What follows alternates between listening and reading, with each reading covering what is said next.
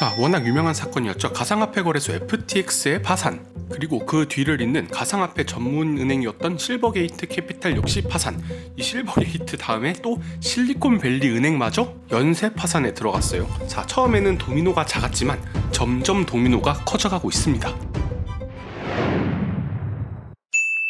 자, 어제 있었던 뉴스죠. 실리콘밸리 은행은 자금 조달 계획이 실패로 돌아감에 따라 산타클라라 예금보험 국립은행을 만들고 이 실리콘밸리 은행의 모든 자산 예금을 이전했어요.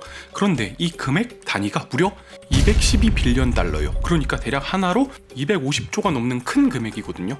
그런데 FTX 거래소랑은 다르게 이 은행 같은 경우는 연방예금보험공사라는 FDIC에 가입되어 있어요.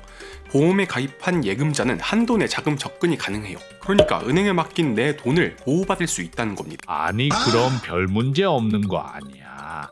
그렇게 생각하실 수도 있는데 제가 알기로는 25만 달러 이하까지만 보장이 됩니다. 우리나라도 예금자 보호법에 의해 은행이 망하더라도 5천만 원까지 보장을 해주잖아요. 그런데 이 문제가 실리콘밸리 은행 같은 경우는 일반 은행이 아니에요. 고객 대부분이 벤처캐피탈이나 스타트업입니다. 이 사람들이 맡긴 예금이 25만 달러보다는 훨씬 넘겠죠, 당연히. 그러니까 25만 달러 이하로 돈을 맡긴 사람은 단 2.7%에 불과하다는 거죠. 문제는 이뿐만이 아닙니다. 모든 자산이 백킹, 그러니까 보험이 되어 있는 게 아니었어요. 212빌리언 중에 161빌리언은 이미 그냥 위험에 다 노출된 상황이에요. 이게 진짜 큰 문제인 겁니다. 이게 언제 받을지, 아니 받을 수는 있을지 사실 잘 모르겠어요. 이제 곧 많은 실리콘밸리 스타트업이나 지방은행들은 상당히 위험해질 거예요. 지금도 보시면 지역 중소은행 같은 경우 하루 만에 20%, 30%, 40%까지 빠진 경우가 많아요. 그리고 소형주로 구성되어 있는 러셀 지수 같은 경우는 나스닥이 마이너스 1.7%에 떨어진 것보다 한참 더 떨어져서 거의 3%대 폭락했습니다. 원래 문제가 터지면 약한 고리부터 끊어지는 거라 보시면 됩니다. 역사적으로 연준이 금리를 올릴 때는 거의 높은 확률로 이런 문제가 터지고 있어요. 그런데 문제는 연준이 지금 금리를 다 올렸냔 말이에요.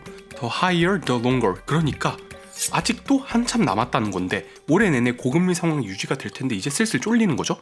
이거 2008년이랑 비슷한 수준인데 보시면은 채권 미실현 손익이 엄청납니다. 왜냐? 10년 만기채 같은 경우 끝까지 가면 원금 손실은 없어요. 그게 바로 채권이라는 거니까요. 그런데 현재 기준으로는 채권 가격이 많이 떨어져 있잖아요. 이게 10년, 20년 버티기 전에 현금이 말라버리고 유동성이 꺼져버리면 실리콘밸리 은행처럼 된다는 말이에요. 이제 이렇게 되니까 시장은 무서운 거예요. 채권 금리 같은 경우는 하루 만에 26bp를 뺐습니다.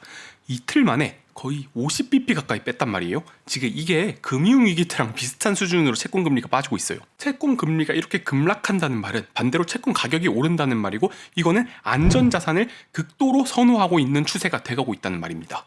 지금 월가는 난리가 났어요. 빌 에크먼 같은 경우 2008년 금융위기 때랑 비슷하다. 이거 막으려면 은행에 정부가 유동성을 공급해줘야 된다. 원래 이 시스템 문제라는 게요 거의 도미노처럼 일어납니다. 이거 쓰러진 거는 사실 아무것도 아니에요. 그런데 작은 도미노 하나가 전체 금융을 붕괴시킨 게 바로 10년 전 발생했던 리먼 브러더스 사태니까요. 또 이런 문제가 발생하기 전에는 항상 이런 말이 나왔습니다. 아무 이상 없다. 우리는 재정이 건전하다.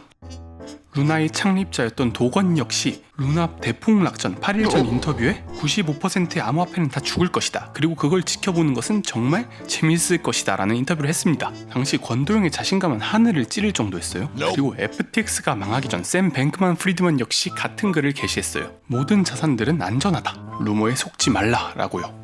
그렇다면 이번 실리콘밸리 은행도 마찬가지였겠죠? 네, 맞습니다. 유동성은 너무나 충분하다 라고 이렇게 장표를 보여줬는데 아니나 다를까 역시나 파산해버렸습니다. 아니 분명 212빌리언 달러 중에 62%는 캐시나 하이퀄리티 픽스드 인컴이다. 뭐 역사적으로 항상 똑같았어요. 망하기 전에 단말마와 같은 비명을 지르며 사라졌습니다.